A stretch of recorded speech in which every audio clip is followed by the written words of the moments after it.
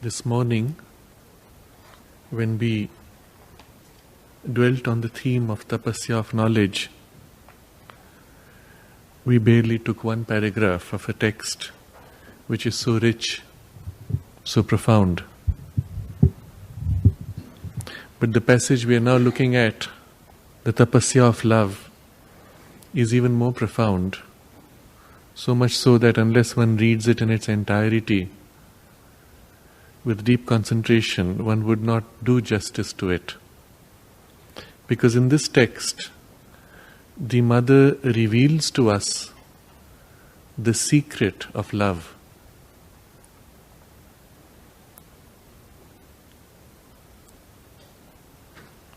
She brings us close to the experience of divine love. And if we can approach it in the right spirit, with the right receptivity, we can actually experience a touch of the divine love. Something so precious for which the whole creation yearns. She begins with what we experience as love, as human beings, and then points to the deeper truth behind. And she says the most difficult of all austerities is the tapasya of feelings and emotions, the tapasya of love. Because she says in this domain of feelings, we have the sense of inevitable, irresistible, the fatality which dominates, which you cannot escape. And love in the human experience is regarded as an imperious master who strikes you according to his fancy and forces you to obey him, whether you will or not. And so human beings invent all kinds of devices to control the force of love. And she says the very attempt to restrain it only increases its explosive power. And so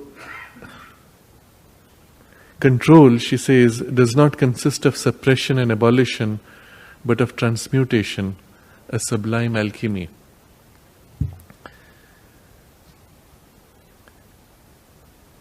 This use of the word alchemy here is very suggestive, because there are two sides, two aspects to the expression of divine love. There is the transmuting power of the divine love from above, which embraces the whole creation and changes everything, as we will see shortly. And there is another side which is its representative in the individual, in the psychic being, in the psychic presence, which also has a similar character of transmutation. The touchstone, the paras in the Indian tradition.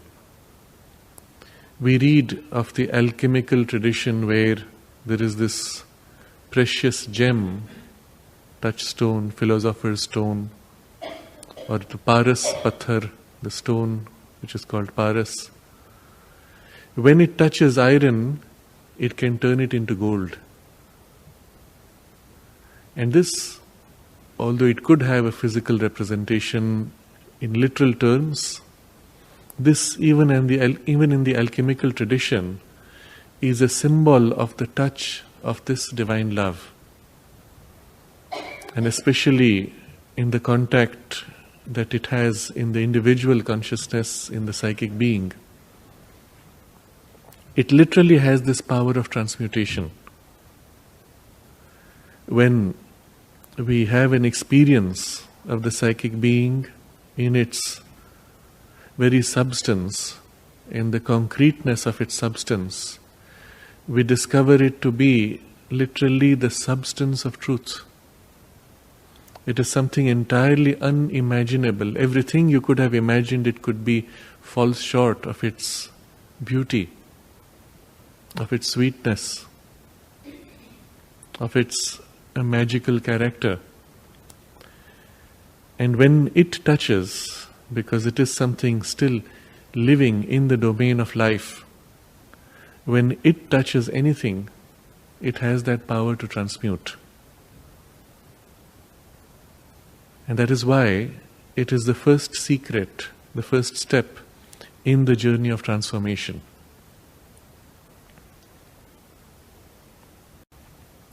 My teacher, Sri M P Pandit, because he was also the mother's secretary,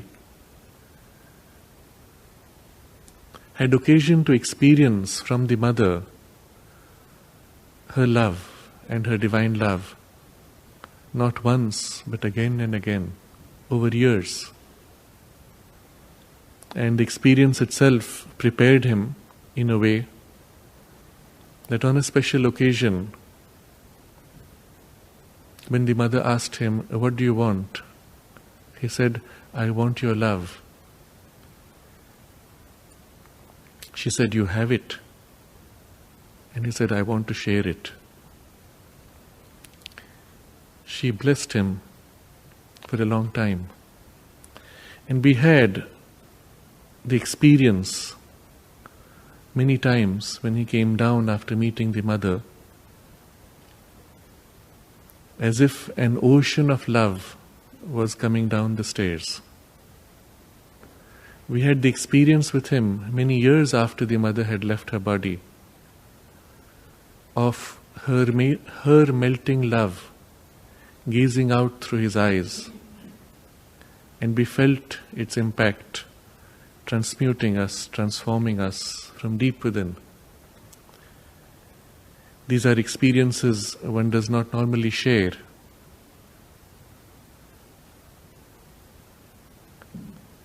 But they carry a power which could perhaps convey something of that touch. I remember when I completed my studies in the ashram school, some strange things had happened. I was a little confused. I was surprised that such things could happen. And then he asked me, "Where would you like to work?" It was a point of choice where I let go my personal preference. And I said, "Whatever you choose." From that point on, it was as if he worked intensely with a purpose, with a concentration, to convey something, a touch of which I hope to be able to share. In the days that followed, every day I went with him to the ashram, and after going to the meditation hall, I would briefly bow down before him, and he would touch my forehead with his finger.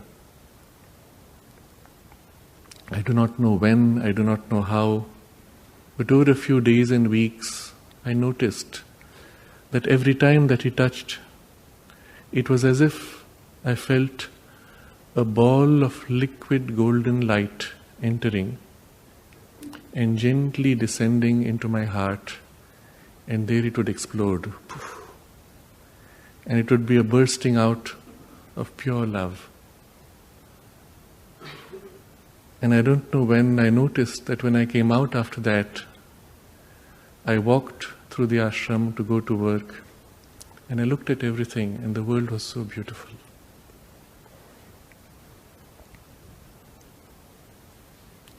Everything was as if a miracle,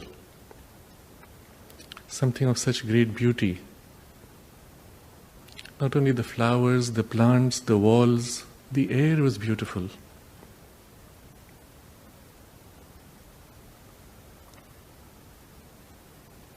I looked at people, and it was pure love that flowed.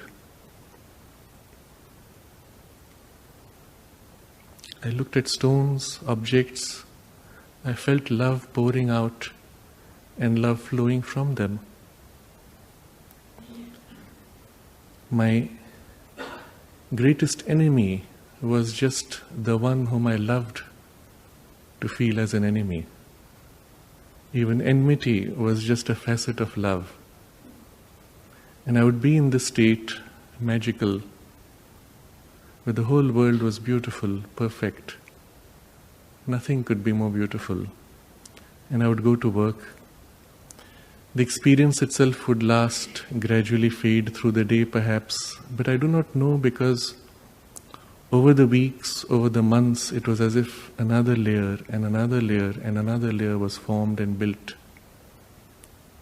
for a period lasting perhaps 2 years, which I can still look back and say were the most beautiful years of my whole life.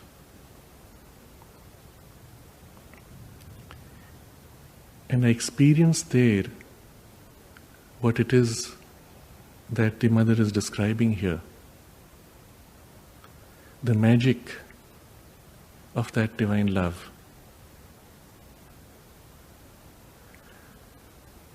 Some years after he passed away, and the last year things were beginning to change. And then over a few years I found this thing began to fade. And only when it was lost that I realized that something of it sustained through the days, through the nights, and changed completely the whole character of life, of the purpose of life, the meaning of life, even the personality, even the body. And after that I had to struggle, I had to work to recover what was otherwise given as a gift.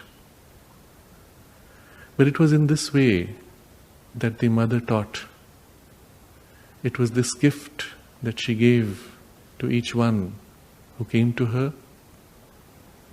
But one had to be capable of receiving it, and to the extent we could receive, we got what she gave. Especially when we went to her the first time, she made a special effort, and she explained it was to cut through, to go deep, deep, deep, all the way to the psychic being, and to draw it out. To give a push to the deepest aspiration of the psychic being for its fulfillment in this life. And she tied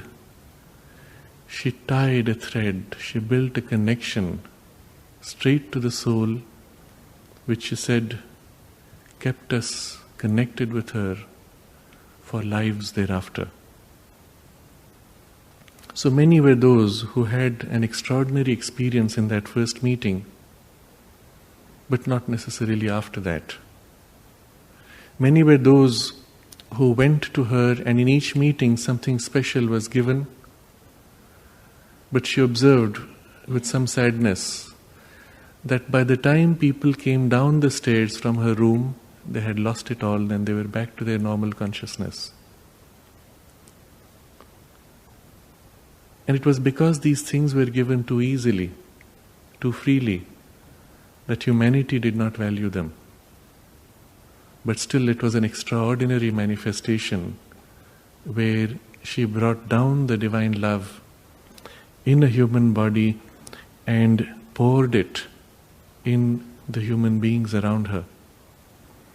Something of this she refers to in the text for those who have read.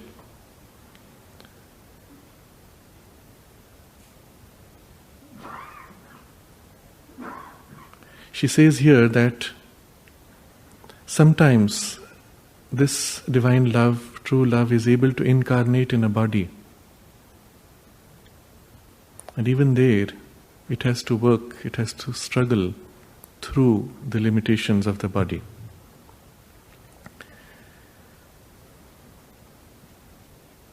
So something of this alchemical, transmuting power of the divine love is what we are able to feel when we enter in relation with our psychic being. Because the psychic being is the one vehicle which can receive that divine love in its entire purity. All the other parts, our mind, our emotions, our body, they tend to be overwhelmed. They tend not to be able to contain it in its purity, or they move into grooves of associated emotional reactions. That's why she speaks here of this sublime alchemy of transmutation which the divine love is able to bring. And she explains how the whole universe is in fact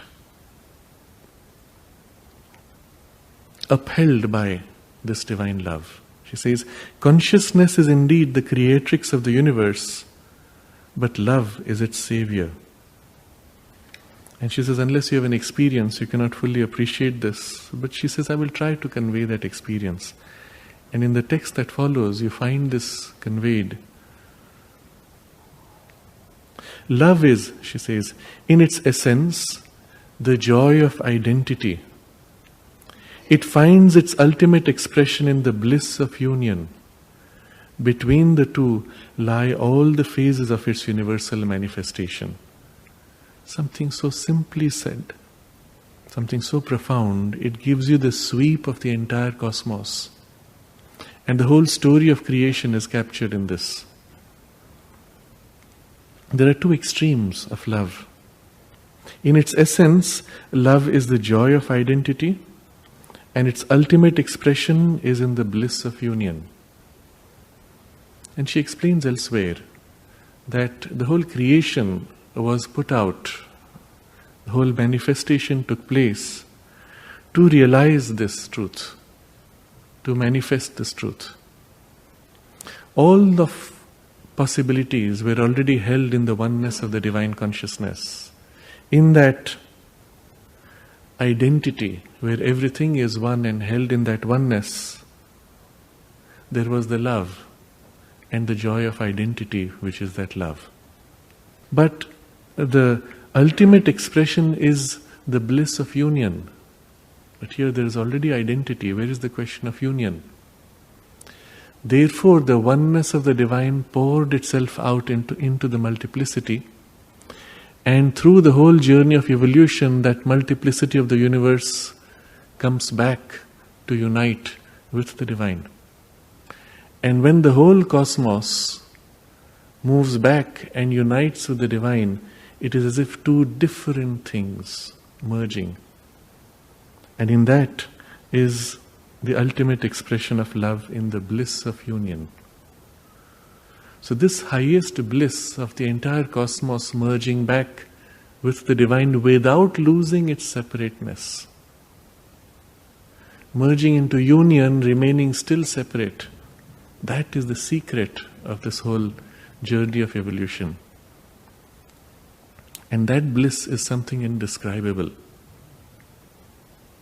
If you could imagine an ocean of love bursting out in waves and waves, each wave being the entire ocean bursting out over and over again, each successive wave revealing a greater and more intense delight and bliss, growing unendingly, infinitely.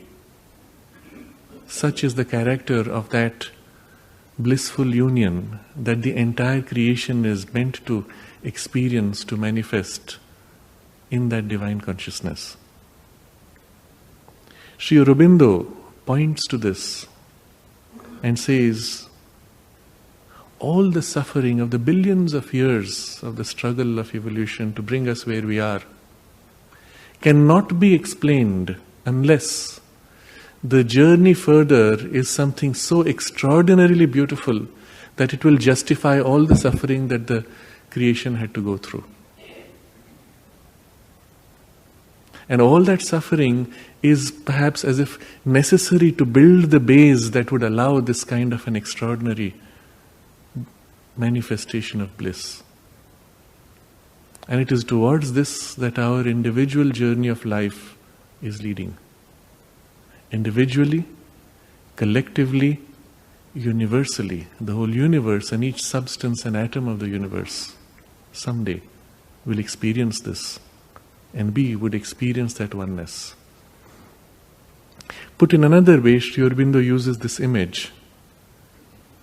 I don't have the exact text, but from memory as close as I can recover. If honey could taste itself, and each drop of honey taste the entire comb, and the whole comb taste each drop entirely, such would be the relationship, he says, of self, universe and God.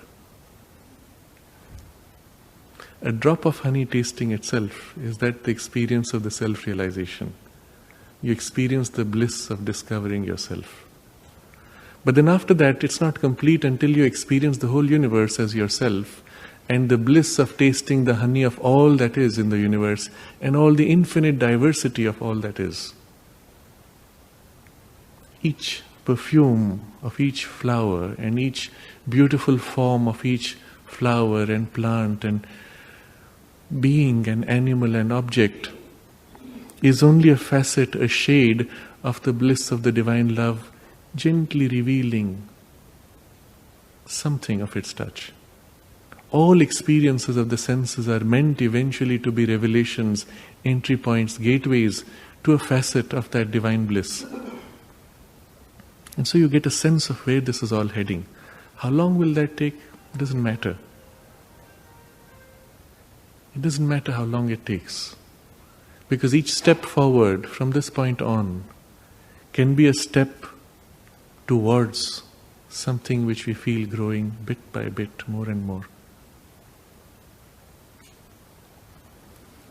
And she says, at the beginning of this manifestation, in the purity of its origin, love is composed of two movements, two complementary poles of the urge towards completeness. On one hand, there is the supreme power of attraction, and on the other, the irresistible need for absolute self-giving. And you will see this in the play of love, on whatever level it is, plant, animal, human, and divine. You see these two movements. The power of attraction, something draws our hearts. On the other side, within our hearts, the need to give ourselves absolutely. This is represented in the symbol and the physical reality of the manifestation of Sri Krishna's play, of his Leela. We have the story of how Sri Krishna in Vrindavan played the flute, and the gopis, representing the human souls, lost in their work, churning the milk, and that's also very symbolic. The milk itself undergoes stages of change. As you churn it, the milk becomes curd, the curd becomes butter, the butter becomes ghee. These are all stages of purification of the human consciousness, the milk itself being the starting point of human consciousness. And the experience of life, the churning of the milk and the stages it goes through, is the gradual journey of our evolution, the purification of our consciousness. And in the middle of this activity in which the gopis are engrossed, they hear the call of Sri Krishna's flute. And suddenly they forget. They forget what they are doing. They forget who they are. And they do not know what they do. They are compelled irresistibly by this magic call to seek the source. And they look all around. They don't find the source. And eventually, when it seems like it's impossible to find the source and they're about to give up, briefly he reveals himself. And they catch a glimpse of that delight. And immediately there is a surge of new hope, new energy, new expectation, a promise of what can be. And they begin to search again, but he has hidden himself again. But the call continues.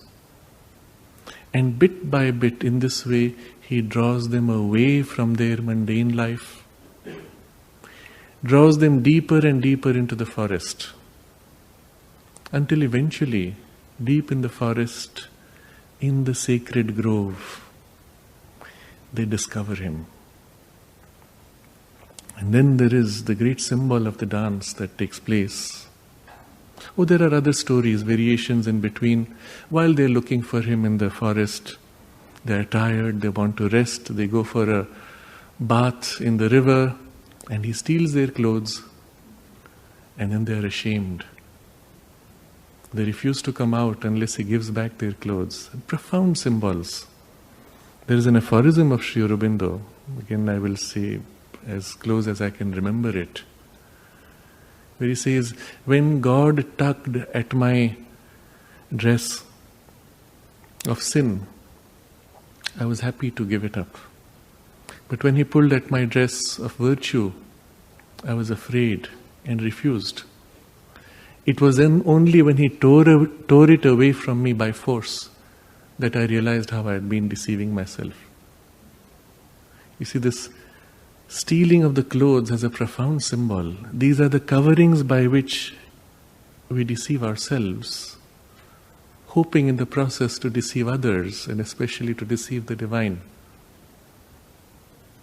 I will digress a little bit. We'll continue with the narration of Sri Krishna's play.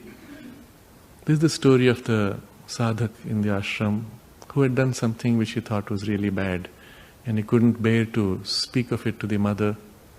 He knew that she could read his thoughts. He knew that she knew whatever happened to him. And so before going to meet her, he concentrated, carefully pushed back the memory of what he had done until he had himself hidden it from him.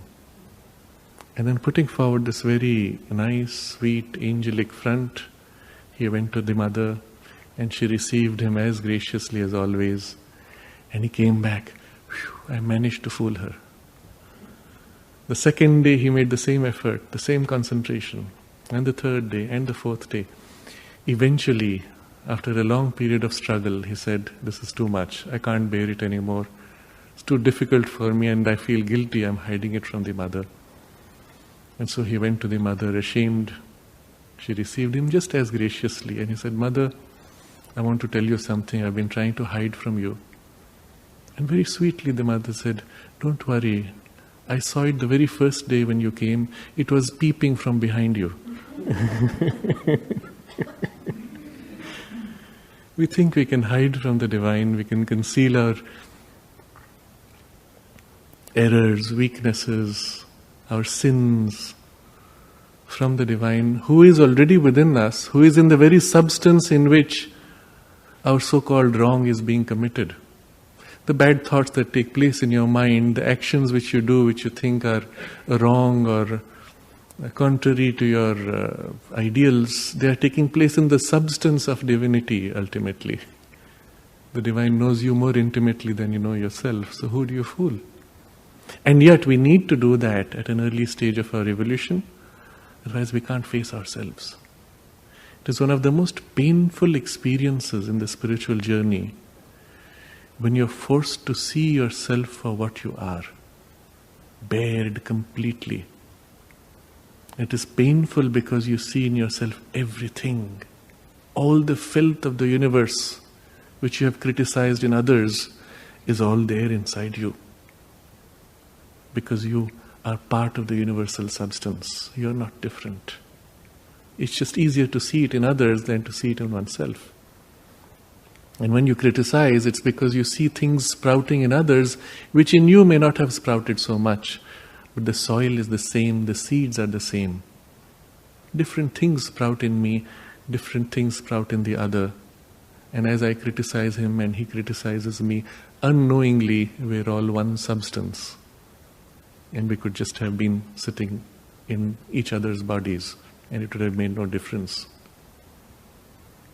It is a painful experience to have your robe of virtues torn away from you, but when that happens, it is such a great freedom. You can stand before the divine freely, without fear, without pretense, and say, here I am.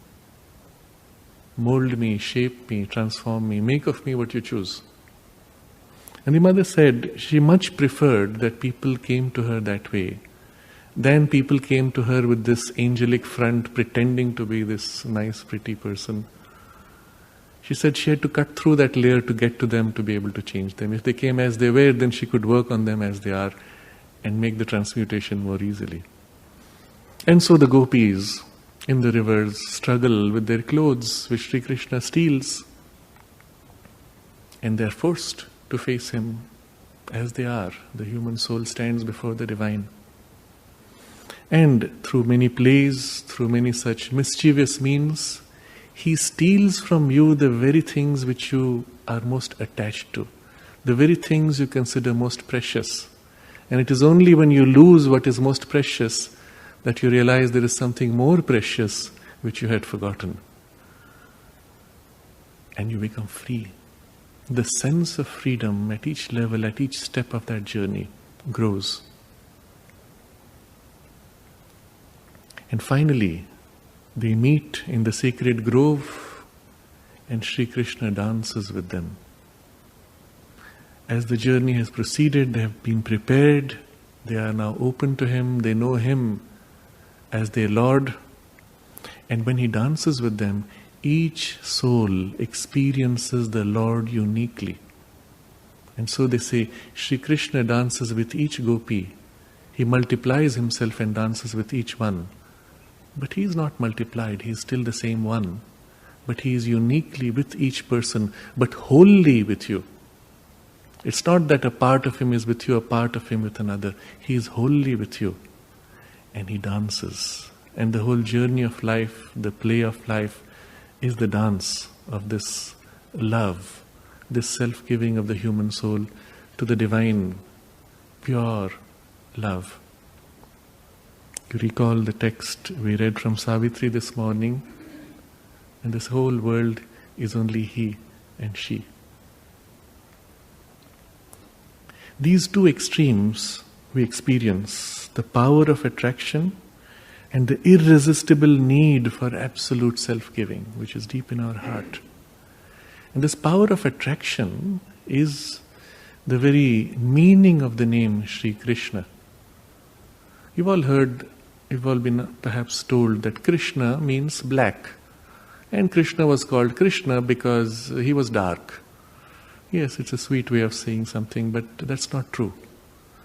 The root sound of the word Krishna, Krish, is akarshana. If those of you who know Sanskrit, akarsha is attraction.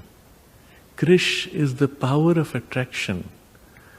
And because black absorbs all light, it is also called Krishna. Because it as if attracts and absorbs all that falls on it. One who is the great attractor, the power of attraction which draws the whole cosmos to himself, into his unity, that is Sri Krishna, the highest personality of the divine consciousness. So these are the two movements, complementary poles of the urge towards completeness. On the one hand, there is the supreme power of attraction, and on the other, the irresistible need for absolute self-giving. No other movement could have better bridged the abyss that was created when in the individual being, consciousness was separated from its origin and became unconsciousness. No other movement except love could bridge these two. What had been projected into space had to be brought back to itself without, however, annihilating the universe which had thus been created. That is why love burst forth, the irresistible power of union. And you see the true nature of love. It is the divine embracing the whole universe and drawing it all back to himself. But then, Mother explains how that power worked in the universe at each step of its evolution. In that scattered, fragmented night, as science says, it was all empty space, but intense, pregnant energy, formless, black darkness. And this power began this awakening and the ascent and the slow formation of matter. And it is this divine love, now corrupted, hidden, reflected, deflected, distorted, which is the impulse in physical and vital nature, which brings together things and forms groupings. What holds the atom together, the subatomic particles, are nothing but unstable waves and movements of energy. Somehow they are bound together to create the stable form of the atom. What draws them and binds them together is this divine love. What draws the atoms together is this power of the divine love. Science only observes an attractive force, gives it a name and says, I have explained it. Nothing is explained. We just observe the power of attraction. But it is this power of love working in different ways and facets. And the groupings form, eventually accumulating to become the single cell, the plant, and so on. And Mother says, in trees and plants, it is the need to grow in order to obtain more light, more air, more space. In flowers, it is the offering of their beauty and fragrance in a loving efflorescence. Then in animals, it is love that lies behind hunger and thirst, the need for appropriation, expansion, procreation. In short, behind every desire, whether conscious or not, is this love. Reflected, deflected, distorted, but at the base, at the root, in the essence, the divine love that draws the whole universe to Himself. And among the higher species, it is this self-sacrificing devotion of the female to her young. You see, the mother gives herself to her children. And the love with which she pours herself is what nourishes the children. And she is willing to give up herself, die, so that her children may live. And it too is an expression of that love. And that's why in the yogic tradition they say, in the human expressions of love, the most pure, the most refined, the highest, closest to the divine love is the mother's love for the child. But still, that's as close as it can get within the human frame in the normal human evolution. And then she says, in the human consciousness, nature took up this sublime force of love and put it at the service of her creative work by linking and mixing it with a movement of procreation. And it's a very close association that has been created. It's very difficult to separate the two. In this way, love has suffered every degradation. But she says, these are all steps by which the nature creates more complex groupings. Observe what happens. The first focus of nature in the individualization, in the formation of the individuality, is to create this sense of I. Because if you did not have a sense of separate I, what would happen? You would feel the pain of others as your own, and you would just go out of your way and offer yourself. The tiger comes and says, I am hungry. All right, eat me. Doesn't matter. So I need the instinct of self-preservation and separateness, and tiger wants to eat me. Run, protect myself. Create a separation. Otherwise there cannot be a stable focus of individuality. But the moment this individuality is formed in late teenage, immediately nature steps in and breaks that to create a couple. She makes you fall in love. And all of us have experienced the first burst of this love or falling in love is something almost uncontrollable in its intensity. And at that point, suddenly you're willing to do everything, give up everything, lose everything for the other. Of course, it passes. You learn afterwards, oh yeah, it's not quite what I thought it was. But when it comes, it breaks the shell of the hard ego crust. If it had not happened, I would remain stuck in my littleness and say, I and I alone, it's my life, don't interfere. I don't care what you feel. Right? It's only because that broke, suddenly I care more for your feelings than my own. And I will go through the ends of the world, I will get you the pot at the end of the rainbow and do whatever you like, just so I can have your love. But in this way, nature creates a grouping, a unit now of 2, and then of 3, and of 4 the child forms, and so on, the family forms, and now my family is my unit. My community, a larger family, my tribe, and so on. So nature uses this movement, she says, having made use of the power of love to bring 2 human beings together to form the Bayun group, the origin of the family, after having broken the narrow limits of personal egoism, changing it into a dual egoism, nature with the advent of children brought forth a more complex unit, the family. And families, larger groupings, clans, tribes, caste, classes, etc., nations eventually. And that has to culminate eventually in the unity of humanity and the unity of the universe, of all life in the universe. But this global plan, Mother says, which is working through all these impulses we don't even realize.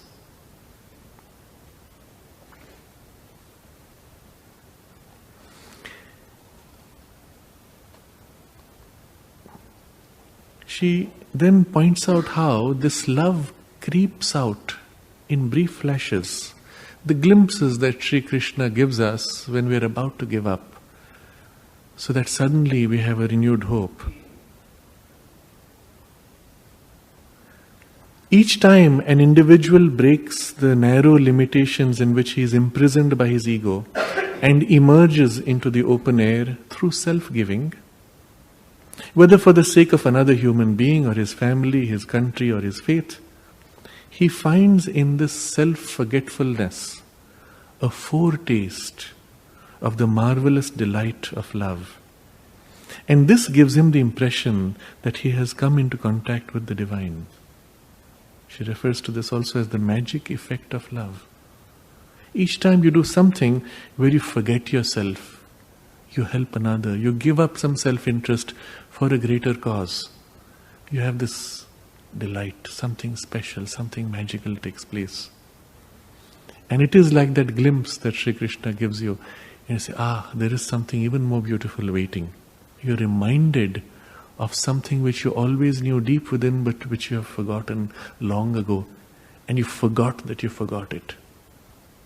Such is the memory, our memory of our oneness with the divine. We forgot that we have forgotten it. But these glimpses remind us of something, and we know something more beautiful is possible. That's why in the literature, they give you glimpses of this ideal love. And somehow we are never able to do it. Somehow, love doesn't last, even though we seem to be on the verge of experiencing something true and ideal.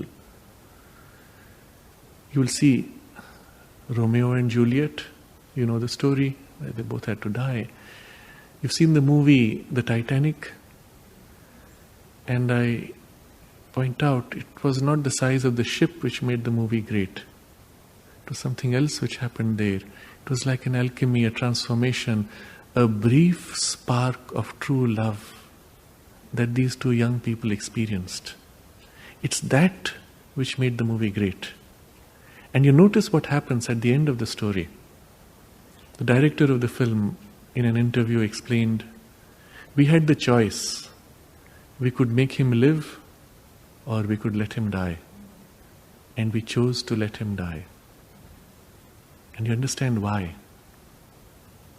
Because he died, that moment's spark of true love became immortal.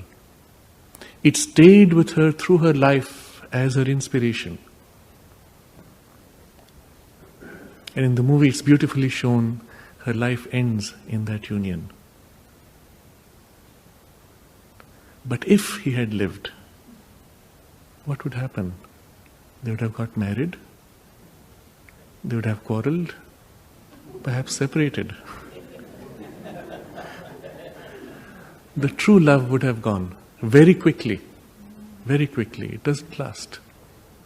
It seems to last only for a brief moment, and if you want to freeze that moment, someone has to die.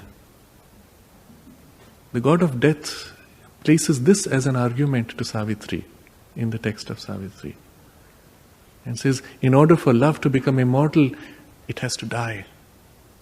Therefore, death is greater. You see, that's the argument. And of course, Savitri counters that. But you see, in this moment of self-forgetfulness, a promise, and the promise reminds us that something is possible because I know it is possible. How do I know? Because somewhere deep inside me, behind all the layers, deep in the psychic being, I know the oneness of the divine, and I know the bliss of union which is destined. And that resonates through so many layers and gives us something, some promise of something beautiful. But most often it is only a fleeting contact, for in the human being, love is immediately mixed with lower egoistic movements which debase it and rob it of its power of purity. But even if it remained pure, she says, this contact with the divine existence cannot last forever, because it is one facet of many things. And so she says, all these experiences are good and useful because they lead us stumbling towards some future unity. But it's possible for us to speed up that process, to pursue that line of possibility and develop more and more directly the contact with the divine. And for that, there is a special requirement, or there are many requirements she discusses here. We won't go into those. But I just touch upon two things. One, she points out that one grows into the likeness of what one loves. And when you begin to love the divine, then you begin to grow into the divine consciousness. And many things which are normal to the divine consciousness begin also to reflect in us and grow in us.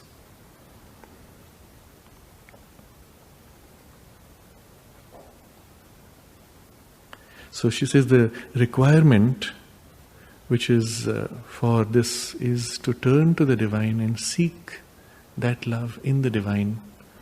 But practically in our human life, to replace all our personal relations with the idea of our relationship with the divine in people, behind circumstances.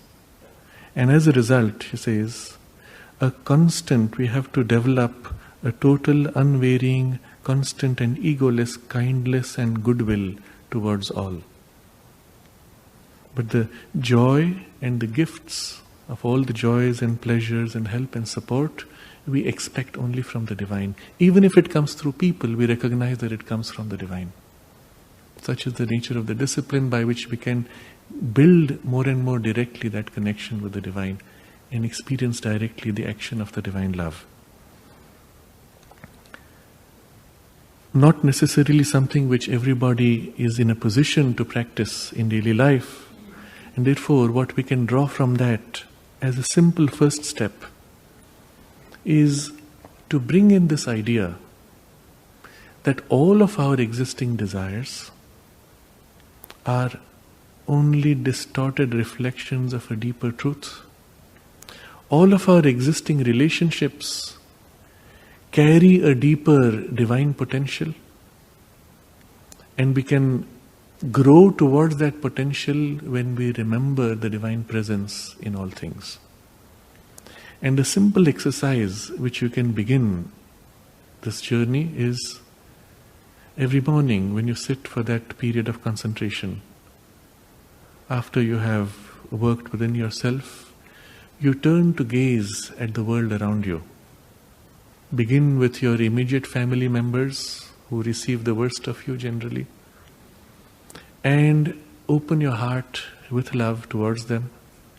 Visualize in your mind's eye the presence, the light of the divine love in their hearts, and let the love from deep within you, the light within you, pour out towards that center of the divine presence in them. And then you turn to the larger community with which you have to interact, the people that you have to work with, and similarly extend this love, not towards the person, not towards the personality, not towards his bad behavior, but to the divine presence, secret within their heart. And it has nothing to do with their behavior. The person that I hate most, I can still recognize the divine presence in his heart and extend the love to the divine presence, not to him. And this is possible to do. And you visualize, you feel this for a while. And then if you like, extend it to all humanity, all those you do not know, in a general way.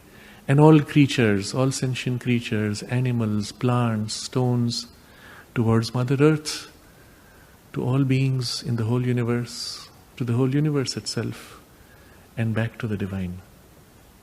Visualize this, feel this, remain immersed in this for a while, and then enter your day. You need do nothing else, but just this exercise persistently continued. You will notice how things begin to change very quickly.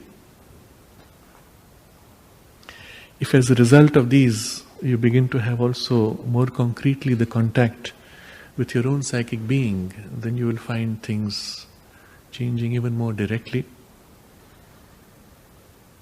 And so this is in brief the text which we had taken up for our study, the 4 austerities and leading to the 4 liberations, where she says the Tapasya of Love leads to the liberation from suffering and the total realization of the oneness.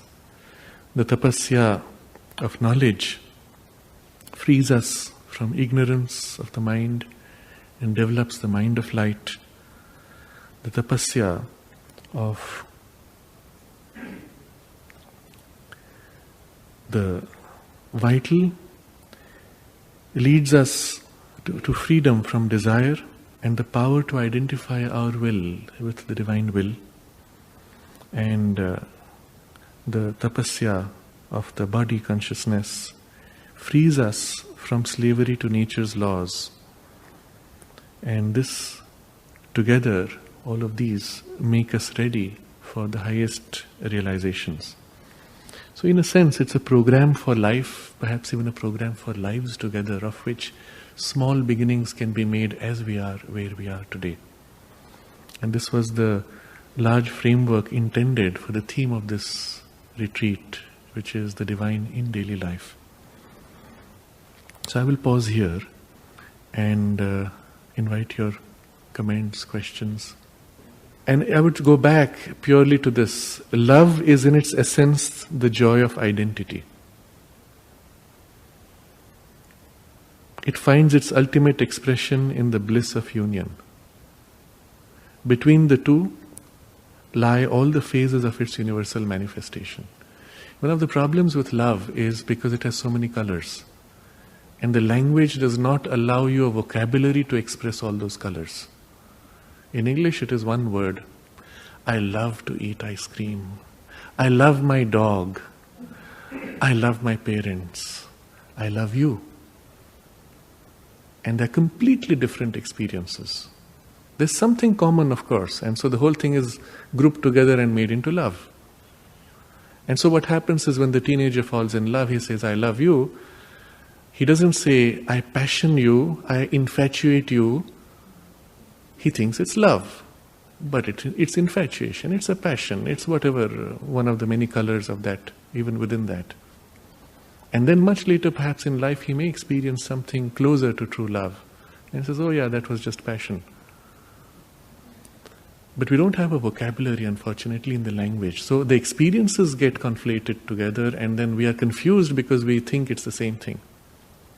It would help a lot if the language offered you different terms. But all of these colors of variations fit into these two extremes, the joy of identity and the bliss of union and everything else in between.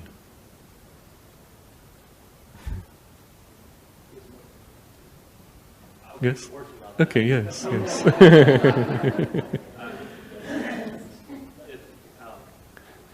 And she prefaces this by saying you cannot understand this unless you glimpse the experience itself. So finally you'll have to fall back to that. Okay. Anyone else? Last question. The sacred grove. Definition.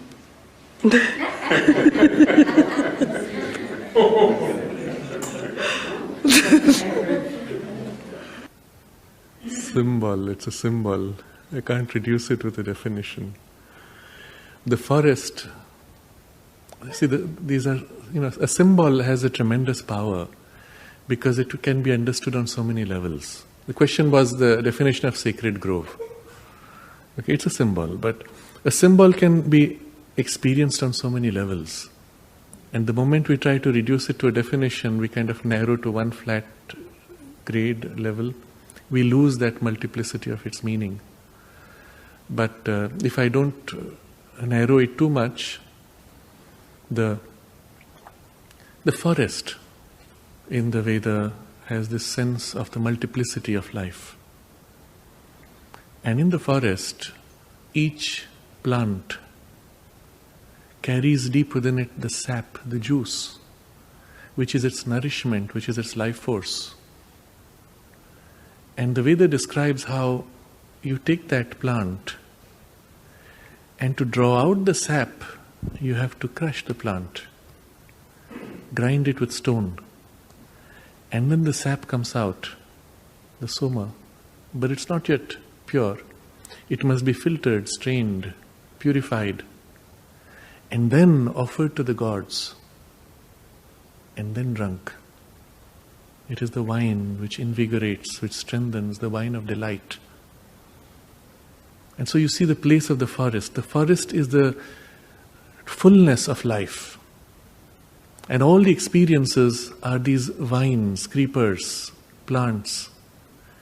Each experience carries deep within itself some essence of the divine delight, the sap. But from the experience, from the form of the experience, you tear out the form and draw out that essential delight. And still the delight is tainted, you have to purify it. But already in the process of claiming it, it is still personal and tainted by the ego consciousness. You must offer it first to the divine. It belongs to the divine, it is an expression of the divine. And then you drink of it.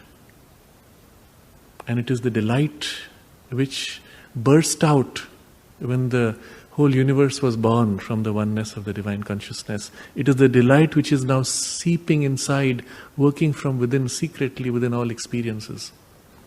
Drawn out, made explicit, purified, and then enjoyed. And it is that which makes us immortal. Who is drinking that delight? The soul deep within us, the psychic being. It, through all of our life experiences, draws a little bit of that sap, grows a little bit, nourishes itself by the contact with beauty, with love, with truth, with goodness. Everything that gives it a touch of the divine is its nourishment. And it is that which drinks from that sap and grows. And over lives, across lives, it grows until it comes more and more into its own. And this is the symbol which is being conveyed in this image. And you see the place of the forest and the complexity of the life play. But within that, you must always remember, is this sap of immortality, of delight, which is secret within everything. Nothing is there in life which you can say is wrong or false entirely. Briefly, this touches upon the discussion of the morning session, a passage which I wanted to touch upon, but which we did not. So let me just complete it. In the Tapasya of Knowledge, he says, it is part of the training that we realize each idea contains a little of the truth, one aspect of the truth, but no idea is absolutely true in itself. And we have to cultivate this sense of the relativity of things. Within every experience there is something, some touch of that divine presence, something you can draw from as a nourishment for the soul. And the soul uses it. What we consider good or bad is equal to the soul. What matters for the soul is what nourishes it to grow closer to the divine. That's all that matters. Painful experiences sometimes to us as a personality are still for the soul a great learning experience, great nourishment. I grow through this. Through this struggle, the heroism grows in me. The strength grows in me. And so we look at the whole journey of life as an adventure, as a play, and as a battle. But it is also a journey where it is the one divine who meets the one divine through many masks, through many forms. And it is that contact of the one divine meeting the one divine which is the spark of love. Each time when the oneness touches oneness, briefly there is that flash of light, that spark, and that's the love. And that is why it is possible to experience what I earlier described. You see the whole world and everything is beautiful. And love pours out towards everything and pours back to you from everything. And everything has this glow of divinity. It's already like that, it's just we cannot see it. And all we need is an awakening of the inner touch to begin to recognize, glimpse that. The universe is already like that. We can hold this idea, hold this vision, and briefly concentrate on it, meditate on it. Feel in our hearts our love for the Divine and receive in that love the downpour of the Divine love for us and for the whole cosmos.